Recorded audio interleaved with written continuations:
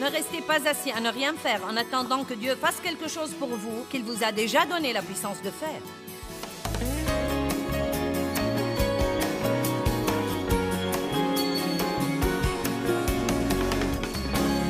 Je vais aujourd'hui vous parler de la puissance et de l'autorité, car vous avez les deux. Vous savez, le diable a la puissance, le saviez-vous? Mais il n'a aucune autorité. La seule autorité qu'il possède, c'est celle que nous lui donnons, par notre manque de connaissances ou par notre passivité et notre paresse en n'étant pas prêts à faire ce que nous devrions faire. Ne savoir que faire est une chose. Savoir que faire et être trop passif ou paresseux pour le faire en est une autre. Une personne passive veut que quelque chose de bon lui arrive et elle ne fait rien et attend pour voir si ça arrivera. Nous devons être activement engagés. Nous avons parlé hier d'être un soldat dans l'armée de Dieu, comme quoi un soldat, en s'engageant dans l'armée, ne s'embarrasse pas des affaires de la vie civile, et comme quoi un soldat est toujours sur ses gardes, surtout en temps de guerre. Il ne va jamais au front de bataille avec une attitude désinvolte, passive, somnolente. Il est sur ses gardes, il observe, il est alerte, il est prompt à remarquer ce qui se passe. Et nous devons être comme ça.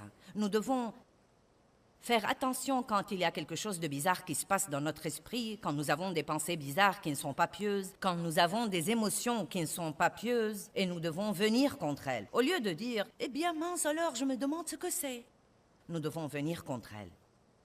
Nous allons continuer à parler de la façon dont Dieu nous a équipés comme soldats et nous a donné ce dont nous avons besoin. Hier, nous avons parlé des armes offensives de la parole, du nom et du sang. Aujourd'hui, nous allons parler de la puissance et de l'autorité et nous allons parler des armes défensives que Dieu nous a données. Je vous encourage à ne manquer aucune de ces sessions. Dans Genèse 1, 26 à 28, Dieu dit « Faisons le Père, le Fils et le Saint-Esprit, l'homme à notre image, selon notre ressemblance, et qu'il ait l'autorité complète. » Que tout le monde dise « autorité ». Sur les poissons de la mer, sur les oiseaux du ciel, sur le bétail, sur toute la terre et sur tous les reptiles qui rampent sur la terre. Eh bien, j'aime dire que le diable est le rusé numéro 1. Et que nous avons l'autorité sur tout. N'est-ce pas étonnant que Dieu ait créé non seulement Adam, mais encore vous? Vous, chacun de ceux qui nous regardent à la télé. Dieu vous a créé exprès de sa main dans les entrailles de vos mères, de façon très complexe et avec soin. Vous n'êtes pas une erreur. Dieu a un but et un plan pour vous. Et il vous a créé à son image. Vous ne devez pas essayer d'être comme quelqu'un d'autre. Essayez d'être semblable à Christ.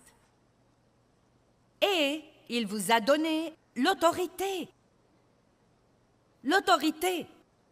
Eh bien, nous ne devrions jamais mener des vies molles, pitoyables, pathétiques.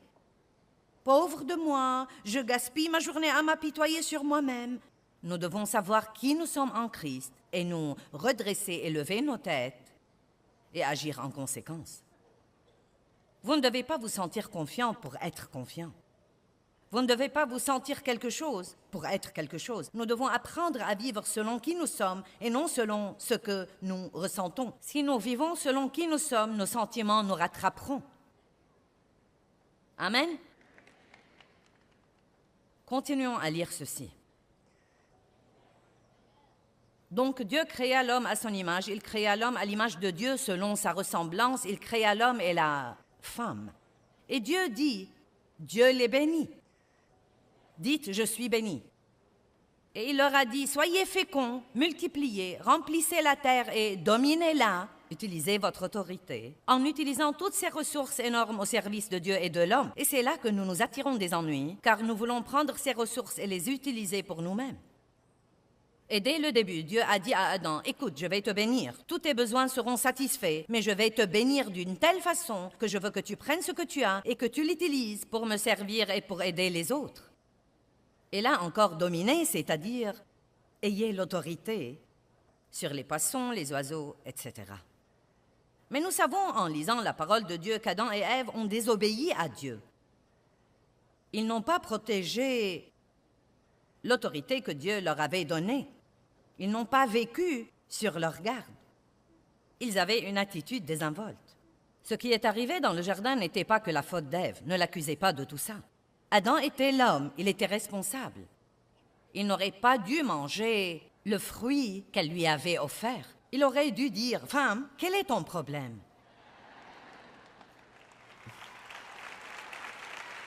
Finissons-en donc du truc d'Ève.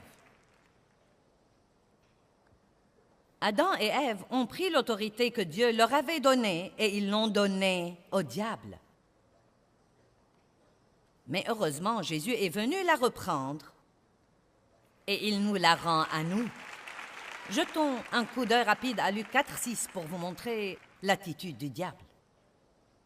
Et il lui dit, le diable parlait à Jésus quand il a été tenté dans le désert. « Je te donnerai tout ce pouvoir, toute cette autorité. » L'abruti, Jésus avait déjà tout le pouvoir et toute l'autorité.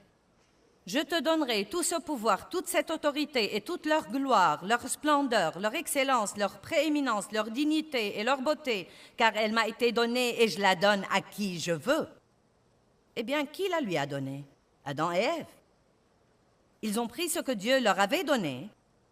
Ils ne l'ont pas protégé, ne l'ont pas gardé. Je me demande combien de choses Dieu nous a données et nous ne les protégeons pas et nous ne les gardons pas. Pensez-y un instant. Vous avez la justice de Dieu en Christ si vous êtes un chrétien régénéré. Vous avez comme un don la condition juste devant Dieu. Mais quand l'ennemi vient avec la culpabilité et la honte et le blâme et la condamnation, est-ce que vous gardez cette justice? Ou vous croyez les mensonges du diable?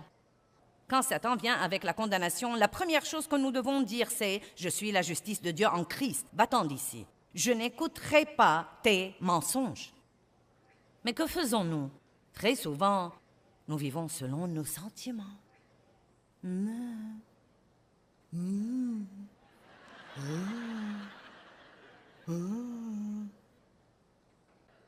Il est temps de nous secouer et de rester éveillés. Je peux faire ça aujourd'hui avec succès, mais je vais vous dire la vérité. Vous devez rentrer chez vous et je ne peux pas vous accompagner. Je dois rentrer chez moi. Je vous verrai à la télé lundi matin. J'espère que cela vous donnera un peu de vitamines pour tenir le coup, mais tôt ou tard, vous devez apprendre à faire ce truc vous-même. Tôt ou tard, vous devez apprendre que faire et être prêt à le faire en temps d'épreuve. Jésus a su quoi faire en temps d'épreuve. Jésus nous a rachetés. Il nous a rachetés de l'ennemi. Nous avons été adoptés comme enfants de Dieu. Il nous a donné son nom. Notre aîné à Dave et à moi est d'un mariage que j'ai fait quand j'avais 18 ans.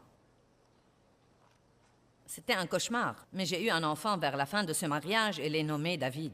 Et c'est très intéressant. J'ai rencontré Dave quand il avait 10 mois et nous nous sommes mariés après le premier anniversaire de David. Et devinez quoi? Dave l'a adopté et lui a donné son nom. Et je me souviens quand nous sommes allés consulter l'avocat pour l'adoption, que l'avocat a regardé Dave et lui a dit « Tu te rends compte, en adoptant cet enfant, qu'il aura les mêmes droits que tous tes propres enfants, si jamais tu en auras? Légalement, il est ton enfant, tout comme tous tes autres enfants. Donc, Dieu nous a adoptés dans sa famille et Dieu nous voit comme il voit son propre fils Jésus. » Amen. Le même héritage. C'est une chose que l'avocat a mentionnée. Il aura le même héritage. Eh bien, nous n'avons jamais eu un problème là-dessus. Il n'est jamais question de demi-frère ou de beau-fils. Il est le fils de Dave. Point final. Et nous l'aimons et il fait un travail phénoménal. Il est responsable de nos missions mondiales. Et ce qui est très intéressant, c'est que tout le monde lui dit tout le temps « Tu ressembles à ton père ». Et bien sûr, je crois que c'est possible dans l'économie du royaume. Mais ce que je veux dire, c'est que vous êtes vraiment un fils ou une fille de Dieu. Ce n'est pas une petite chose chouette que nous vous disons. Vous êtes un enfant de Dieu et vous avez reçu le nom de Jésus-Christ. Et ce nom a l'autorité. Afin qu'au nom de Jésus, tout genou fléchisse dans les cieux, sur la terre et sous la terre. Vous savez quoi? Mon nom est loin d'être aussi puissant que ce nom, mais j'ai quelques personnes dans ma vie qui aiment lancer mon nom au hasard.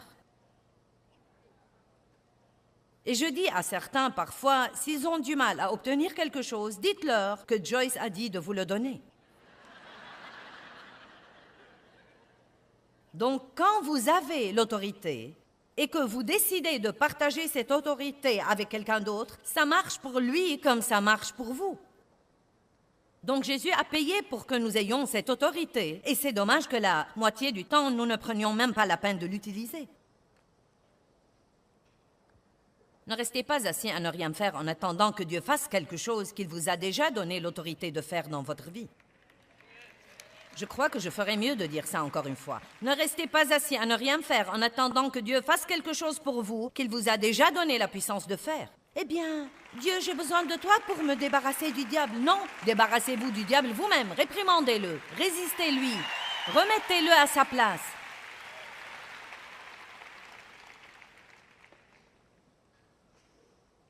Regardons Romains 5, 17, un verset merveilleux.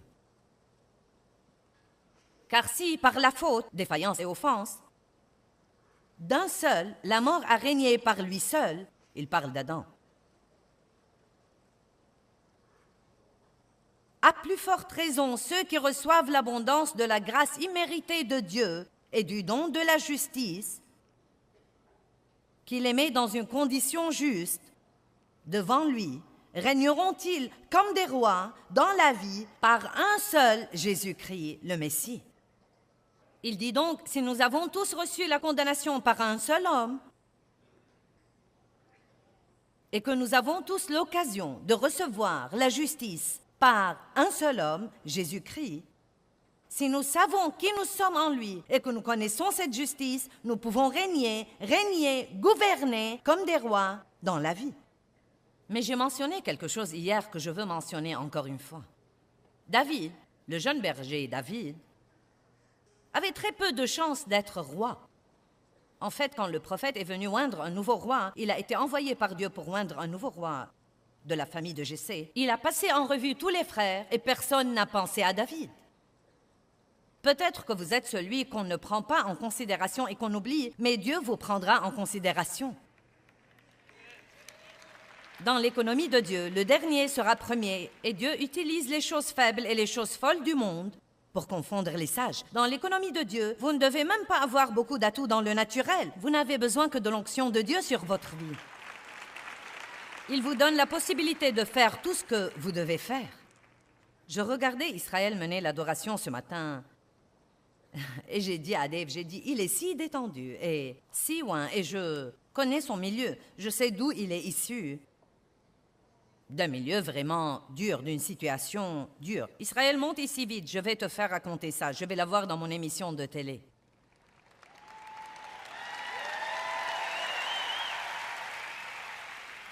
Israël n'a pas eu un merveilleux commencement, moi non plus, mais nous avons une bonne fin. Raconte-leur sur ton milieu. Eh bien, tout d'abord, tu as l'air très bien. Merci beaucoup. Puisqu'on parle de bonne fin. Je suis issu d'un milieu interculturel. Et c'est une bonne façon de dire que je suis à moitié noir et à moitié blanc. Je me sens donc bien chez moi ici à Detroit. Ma mère était blanche. En fait, elle est toujours blanche. Mon père était noir. Ma mère est tombée enceinte à l'âge de 17 ans. Elle était toujours au lycée, elle était boursière, elle avait un avenir énorme devant elle. Et donc, on a fait beaucoup de pression sur elle pour se faire avorter et continuer sa vie. Et je veux m'arrêter ici et dire que je suis si content qu'elle ait choisi de ne pas faire ça. Oui. Amen. Pour résumer cette longue histoire, elle se droguait tout au long de sa grossesse. On l'a chassée de la maison de ses parents. Elle s'est retrouvée à 3000 km de chez elle. Elle a fini par devenir sans-abri. Et c'était un vrai gâchis. L'État de la Californie a dit « Écoute, nous allons devoir enlever ton bébé. Tu es une mère inapte. Renonce officiellement à lui maintenant. » Et quand elle était enceinte de 8 mois, elle descendait la rue Et une dame de l'autre côté de la rue l'a vue, s'est approchée d'elle et lui a dit « Je ne te connais pas, mais j'ai senti que je devais venir et te dire que Jésus t'aime. Tu n'es pas oublié, tu n'es pas abandonné, tu n'es pas seul. » Et littéralement, là dans la rue, juste là dans la rue, elles ne pouvaient pas s'agenouiller, mais elles se sont assises sur le bord du trottoir et elle a donné sa vie au Seigneur. Et je veux vous raconter le miracle qui est arrivé. À partir de ce moment, elle n'a jamais plus touché à la drogue à partir de ce moment-là. Merveilleux. Et je n'ai jamais passé un jour sans elle. Dieu a fait un miracle et je ne lui ai pas été enlevé. Et maintenant, 41 ans plus tard, elle et mon père servent Dieu au Nouveau-Mexique. Ils servent Dieu là depuis 30 ans et elle a tous les jours l'occasion de revivre ce qui lui est arrivé. Et je crois quelque chose que Chris Kane dit toujours, les meilleurs sauveteurs sont ceux qui ont été sauvés. Oui, amen. Merci Israël, que Dieu te bénisse. Et bien sûr, vous savez que mon père a abusé de moi sexuellement pour des tas et des tas d'années. Si cette histoire vous intéresse, prenez mon témoignage. Il est intitulé « Une vie ». Il vous raconte un peu plus les détails horribles et vous commencerez à vous demander comment quelqu'un peut s'en remettre. Eh bien, parce que Jésus nous a rachetés. Il nous a rachetés par son sang et il nous a donné son autorité, sa puissance, son nom. Et il est temps que nous nous levions et agissions selon qui nous sommes. La tête et non la queue en haut et jamais en bas. Et arrêtez de nous traîner et d'agir comme la queue de tout. Il est temps que nous régnions comme des rois. David avait le moins de chance. Le jeune berger était celui qui avait le moins de chance, celui que personne ne prenait en considération, mais il était celui que Dieu a oint. Mais voilà une chose intéressante. Il n'est devenu roi que 20 ans plus tard. Une des choses qu'il a dû faire pendant ce temps était d'affronter Goliath, de l'affronter face à face. David l'a regardé et a dit, « Toi, tu viens à moi avec une lance et une épée, mais je viens à toi au nom du Seigneur des armées. » Il savait la puissance qui était dans le nom de son Dieu. Dieu veut que vous régniez comme un roi dans la vie. Il veut que vous donniez l'exemple partout où que vous alliez, de joie, de paix, de confiance. Nous ne pouvons pas aller dans le monde et nous fondre dans tous les autres. Vous ne vous appartenez pas. Le saviez-vous? Vous avez été racheté à un grand prix. Vous ne vous appartenez pas. Arrêtez donc d'essayer non seulement de gérer votre vie, mais encore d'être le Saint-Esprit junior et de dire à Dieu comment tout gérer aussi. Si seulement nous pouvions savoir qui nous sommes en Christ, ce qu'il a fait en nous. Non, mais la liste n'en finit pas, c'est vraiment étonnant. Ce serait étonnant, mais le diable va toujours essayer de nous voler notre identité. Il a inventé le vol d'identité longtemps avant que quiconque sur Terre ne commence à le faire. Il ne veut pas que vous sachiez qui vous êtes. Il ne veut pas que vous compreniez ce que veut dire être un enfant de Dieu. Il ne veut pas du tout que vous le compreniez. Il a même essayé de voler l'identité de Jésus. Regardons Luc 4, verset 3. Puis le diable lui dit, « Si tu es fils de Dieu, si tu es fils de Dieu. » Regardons le verset 9. Ensuite, il le conduisit à Jérusalem et le plaça sur le haut du temple et lui dit, « Si tu es fils de Dieu. » Vous savez, tant que vous croyez que vous devez faire vos preuves aux autres personnes, vous aurez toujours un genre de tourment dans votre vie. Vous ne devez prouver rien à personne. Tout ce que vous devez faire, c'est d'être ce que vous êtes, un enfant de Dieu, oint d'autorité, de puissance, du nom.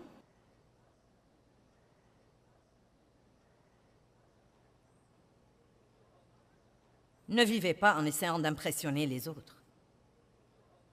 Vivez vos vies libres. Vous avez la puissance et l'autorité. Dites, j'ai la puissance et l'autorité. En fait, je vais vous apprendre aujourd'hui que vous êtes un super-héros. Mince alors, vous ne devez pas vous tourner vers Batman et Superman et Power Rangers et toutes ces choses. Vous savez quelque chose, ça m'étonne ce que les gens affluent aux films des super-héros. Ce sont parmi les films les plus courus. Pourquoi? Parce que le monde veut des héros et Dieu s'attend à ce que vous soyez le héros. Le saviez-vous? Dieu s'attend à ce que vous soyez le héros de vos enfants. Il s'attend à ce que vous soyez le héros dans votre voisinage. Il s'attend à ce que vous soyez le héros dans votre lieu de travail. Dieu s'attend à ce que vous soyez un super-héros. Je vais vous lire quelque chose qui est parvenu à notre bureau il y a plusieurs années. Une mère nous a écrit et a dit ceci. Je n'invente pas ceci, le voici. Ma sœur gardait mon fils âgé de 4 ans. Pendant que lui, Noé, jouait avec son fils et sa fille, ils ont décidé de jouer au super-héros. Ma nièce a crié « Je suis Superwoman ». Mon neveu a crié « Je suis Superman ». Mais mon fils, Noé, a pris une position, a brandi son épée imaginaire et a crié « Je suis Joyce Meyer ».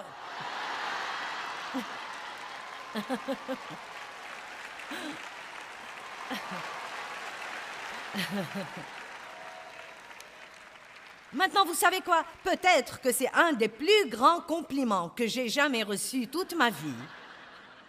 Qu'un enfant de 4 ans me voit comme un super-héros qu'il aime beaucoup et qu'il veut imiter.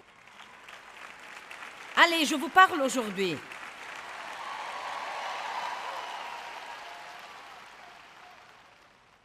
Et c'est exactement comme ça que Dieu veut que vous soyez. Dans Éphésiens 1, 17,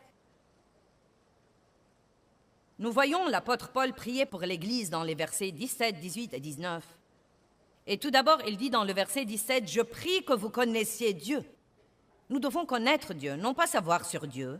Dans le verset suivant, le verset 18, il dit « Et que vous sachiez et compreniez quelle est l'espérance de son appel et quelles sont les richesses de son héritage dans les saints, que vous sachiez qui vous êtes en Christ. » Et dans le verset suivant, il dit « Et que vous sachiez et compreniez quelle est la grandeur infinie, illimitée, exceptionnelle de sa puissance en nous et pour nous qui croyons. » Donc, vous devez connaître Dieu, savoir qui vous êtes en lui et connaître la puissance qui est disponible pour vous comme croyants en Jésus-Christ. Il n'y a rien chez un chrétien qui doive jamais être faible et mou et sous quelque chose tout le temps.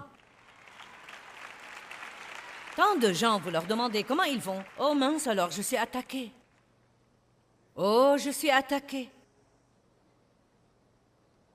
Une fois, j'ai dit ça à quelqu'un et le Saint-Esprit a chuchoté dans mon cœur. « Eh bien, si tu étais à l'attaque, tu ne serais pas attaqué. » Combien d'entre vous comprennent l'importance d'avoir une attitude agressive? Levez-vous le matin et ne laissez pas la journée vous contrôler. Contrôlez-la vous-même. Levez-vous et ne laissez pas vos circonstances vous contrôler. Vivez toujours de l'autre côté de ces circonstances. Au beau milieu de vos circonstances, dites toujours « Je suis plus que vainqueur ». Au beau milieu de ça, dites « Je suis plus que vainqueur ». Et même en ce moment aujourd'hui, bien que je ne vois pas ça, Dieu travaille en ma faveur et la victoire est en chemin.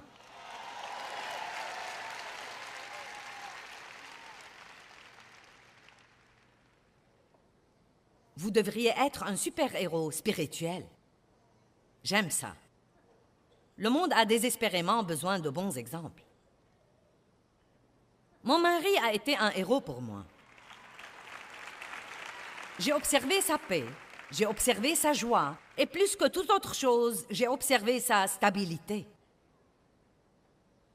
Le seul fait d'être stable amène les gens à vous admirer et à vouloir ce que vous avez, parce que nous n'avons pas beaucoup de stabilité dans le monde aujourd'hui. Nous avons ces hauts et bas un peu partout, et tout est dysfonctionnel et bizarre au maximum. Mais Jésus est le même hier, aujourd'hui et éternellement, et il veut que nous ayons la stabilité dans nos vies. Romains 8, 31. Si Dieu est pour nous, qui peut être contre nous? Si Dieu est de notre côté, qui craindrons-nous? Qui peut être notre adversaire si Dieu est de notre côté? Qui croit que Dieu est avec lui et qu'il est de son côté? Bon, à ce moment-là, vous savez quoi? Quoi qu'il arrive dans votre vie, vous pouvez lever vos têtes et dire « Je ne sais pas ce que fait Dieu, mais je sais vraiment que Dieu s'occupera de moi. » Et vous devez verbaliser votre foi en Dieu. « Dieu, je te fais confiance, je te crois. » Ne parlez pas de vos soucis et à quel point tout est terrible. Parlez de ce que fait Dieu. Parlons de ce que fait Dieu beaucoup plus que nous ne parlons de ce que fait le diable. Pouvons-nous faire ça? Eh bien, comme croyants en Jésus-Christ, nous avons l'autorité du nom de Jésus la parole de Dieu et le sang de Jésus-Christ. Ce sont des armes que nous pouvons utiliser dans notre guerre spirituelle. Nous avons la grâce, nous sommes cohéritiers avec Christ, nous sommes pardonnés, nous sommes rachetés, nous sommes justifiés, sanctifiés, oints, et nous devons apprendre à vivre comme des super-héros et marcher dans la vérité de la parole de Dieu dans nos vies de tous les jours et ne pas laisser l'ennemi remporter la victoire.